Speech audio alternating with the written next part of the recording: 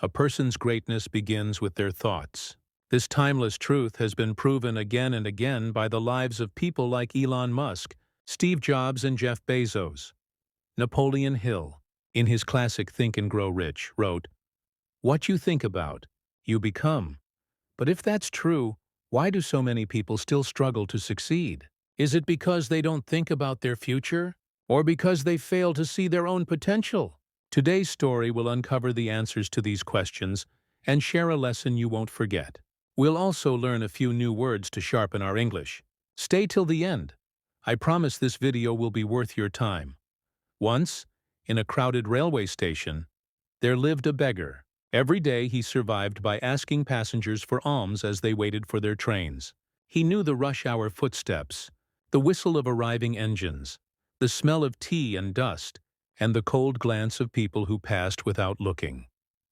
One afternoon, as he moved through the crowd, he spotted a well-dressed businessman stepping onto the platform. The man's suit was crisp, his shoes polished, his stride confident. The beggar's heart lifted. "He must be wealthy," he thought.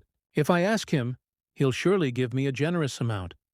With hope, the beggar approached, stretched out his hand, and waited. But instead of reaching for his wallet, the businessman looked at him and asked, "Do you always just take from others? Have you ever given anything to anyone?" The beggar froze. No one had ever asked him that. Confused, he stammered, "Sir, I'm just a beggar. I survive by asking for alms. I have nothing to give." The businessman smiled slightly.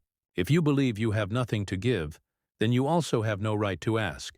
I am a businessman. I believe in exchange. If you can offer me something, I can give you something in return. But if you have nothing to give, I cannot give you anything either." With that, the train doors slid shut, and the businessman stepped inside. The whistle blew. The carriage rolled away. The beggar stood on the platform, stunned, watching the train disappear into the distance. He replayed the words again and again. "I've been begging for years," he thought, "and no one has ever said this." He wasn't rude. He spoke the truth. If I cannot offer anything in return, why should anyone give me something? That night, sleep wouldn't come. The businessman's words echoed in his mind. If you want to receive, you must first give. 2 days passed. The beggar didn't stretch out his hand to anyone. He was too busy thinking. "But what can I give?" he wondered. "I am poor. I have nothing." On the third day, as he sat near a bench, he noticed a small patch of wildflowers growing near the tracks.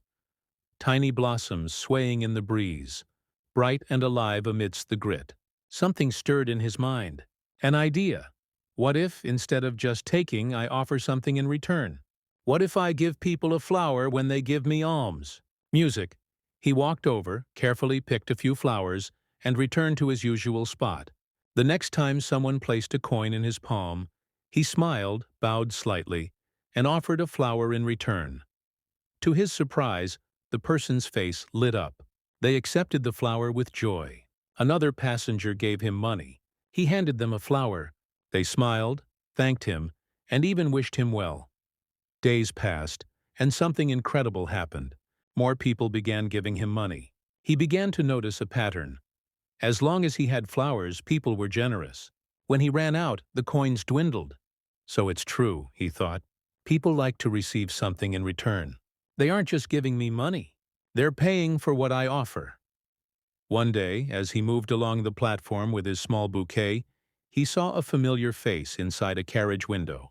It was the businessman. The beggar's heart raced. He rushed to the train and called, "Sir, today I have something to give you.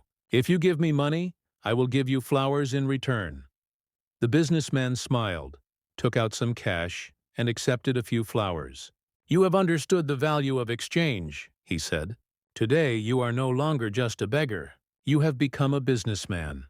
At the next station, the doors opened and the businessman stepped off. The beggar stood still, flowers in hand, his mind glowing with a new thought. "Am I really a businessman now?" He thought for a long time. Then it clicked. "I know the secret of success. I'm not a beggar. I'm a trader. People are not giving me money out of pity. They're paying for the flowers I provide. That means I have a business." That very day, he made a bold decision. He left the platform and did not return as a beggar again. The next morning, he used his savings to buy fresh flowers from a wholesale market. He learned names: marigolds, roses, jasmine. He arranged them neatly, tied them with ribbon, and returned to the station. Not to beg, but to sell. His smile was different now. His posture had changed. He greeted passengers politely, offered flowers at a fair price, and gave more than he asked for. A kind word, a quick compliment, a cheerful blessing for their journey.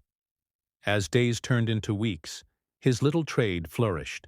People recognized him. Commuters became regular customers. He took notes, kept count, saved money, and reinvested in better flowers.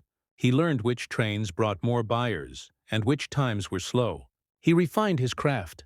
What began with a handful of wildflowers grew into a steady income and a new identity. 6 months later, at the same railway station, two well-dressed men met on the platform. They exchanged a firm handshake. One of them had a curious look. "Do I know you?" he asked. The other smiled. "Yes, we've met twice before, right here on this very train." The first man frowned, trying to remember. Then his eyes widened. "Wait, you're the beggar, the one I refused to give money to, and then later I bought flowers from you." The former beggar laughed warmly. "Yes, that was me. But today, I am no longer a beggar. I run a successful flower business, and I'm traveling to expand it further." The businessman was astonished. "That's incredible. What changed?" The flower seller's eyes shone. "You taught me one of life's greatest truths. We receive when we give." That day, I realized I was never truly a beggar. I was a businessman all along. I simply had to see myself that way and act on it. The two men shook hands again, now as equals. Then they boarded their trains, each heading toward his own future. Life is shaped by how we see ourselves. If you believe you are small, you will remain small. But if you recognize your inner potential, you can rise. Don't limit yourself. See yourself as strong, capable, and resourceful, because when your thoughts change, your future changes too.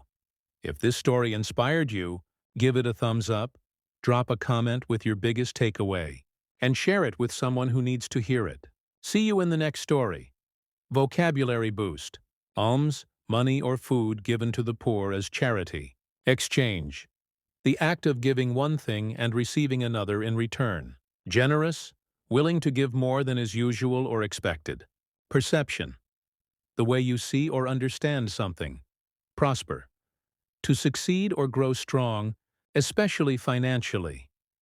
Reciprocity: a mutual exchange, giving and receiving in return.